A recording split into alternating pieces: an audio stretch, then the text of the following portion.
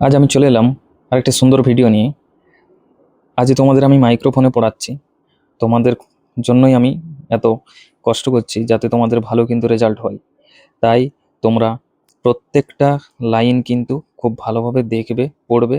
আর আমার যে ইউটিউব চ্যানেলে যেটা প্লেলিস্ট করা আছে, ওখানে তোমরা আজ থেকে কিন্তু প্লেলিস্ট ভিডিও দেখতে পারবে।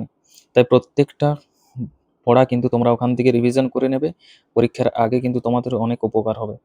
আর আজ আমি শুরু করছি ইউনিট 2 এর পরের যে প্যারাটা ছিল, সেখান থেকে কিন্তু আজকে আমি শুরু করছি। তোমরা প্রত্যেকটা লাইন ভালোভাবে দেখবে, প্রত্যেকটা লাইন বোঝার চেষ্টা করবে। আর যদি কোনো অসুবিধা হয় আমাকে কিন্তু জানাবে কমেন্ট করে। তো চলো শুরু করা যাক। As I moved forward slowly, I understood I was not merely in the midst of grieving people. As I moved forward slowly, আমি আস্তে আস্তে হাঁটছিলাম।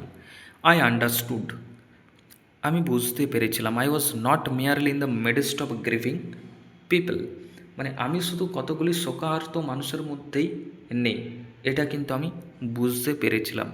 This was even more than the funeral procession of India's beloved leader.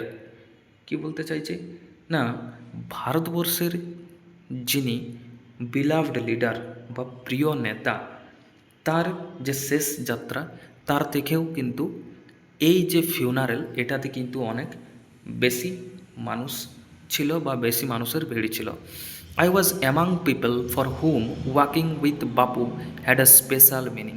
I was among people for whom walking with Bapu had a special meaning. কী বলছে, মানে আমি সেই সমস্ত মানুষদের সাথে হাঁটছিলাম।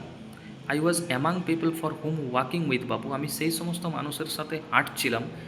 হ্যাড আ স্পেশাল মিনিং, যে এটা কিন্তু একটা, এই হাঁটাটা একটা কিন্তু বিশেষ অর্থ বহন করে নিয়ে যায়। মানে আমি সেই সমস্ত মানুষদের মধ্যে হাঁটছিলাম যাদের সঙ্গে হাঁটাটা কিন্তু একটা বিশেষ অর্থ বহন করে। We had walked with Bapu over the rough and smooth of India's recent history. মানে ভারতের সাম্প্রতিক ইতিহাসে আমরা বাপুর সঙ্গে অনেক ভালো এবং মসৃণ পথ হেঁটেছি। মসৃণ পথ বলতে এখানে মানে ভালোও ছিল, আবার সেখানে খারাপও ছিল। We could not now accept the fact that the man who had led us over many difficult paths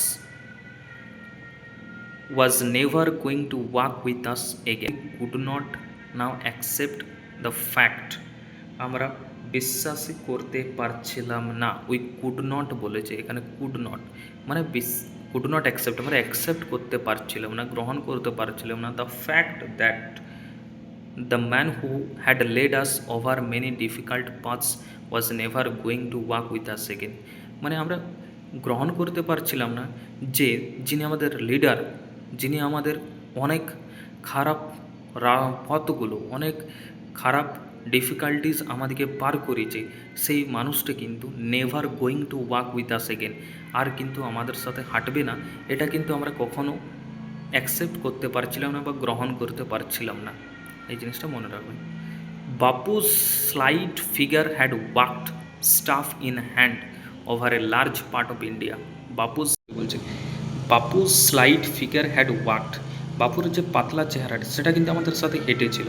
staff in hand, staff মানে ওয়াকিং স্টিক, তার হাতে যে লাঠিটা ছিল সেটা নিয়ে তিনি হেঁটেছিলেন, হাতে ধরে তিনি হেঁটেছিলেন। Over a large part of India, যেটা কিন্তু পুরো ভারতবর্ষের একটা কিন্তু পার্ট ছিল। Over a large part of India, ভারতবর্ষের একটা পার্ট ছিল, বড় পার্ট ছিল।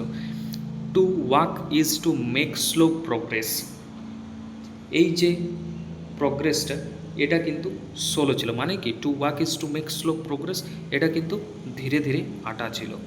It is to think with clarity and closely look at all that is around you from small insects to the horizon in the distance. কী বলতে চাচ্ছে, it is to think with clarity and closely look at all that is around you.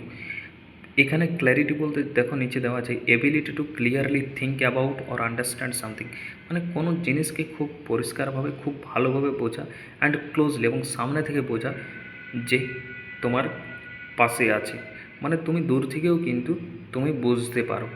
সেই একইভাবে from small insects to the horizon in the distance, সেই একইভাবে একটা ছোট insects বা পতঙ্গ কি না পুরো হরাইজন, হরাইজন মানে এখানে দিগন্ত, পুরো দিগন্ত অবধি দেখতে পাই, সেই রকম আমরা কিন্তু দেখতে পাচ্ছিলাম। Moreover to walk was often the only way open to the average Indian, মানে সাধারণ ভারতবাসীর জন্যই শুধুমাত্র রাস্তা ছিল হাঁটার, মানে হাঁটাই ছিল একমাত্র উপায়, তখন কোনো উপায় ছিল না। It required no vehicle except his own body, ওই জন্যই বলছে যে ইট রিকোয়ার্ড নো ভেহিক্যাল, আমাদের জন্য কোনো ভেহিক্যাল বা কোনো যানবাহনের প্রয়োজন হতো না।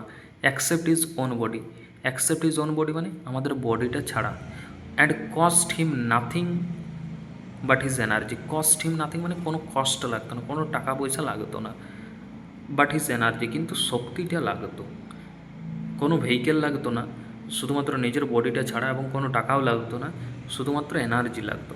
গান্ধীজি টুক দিস নেসেসিটি, গান্ধীজি কিন্তু সাধারণভাবেই সেটা নিয়েছিল।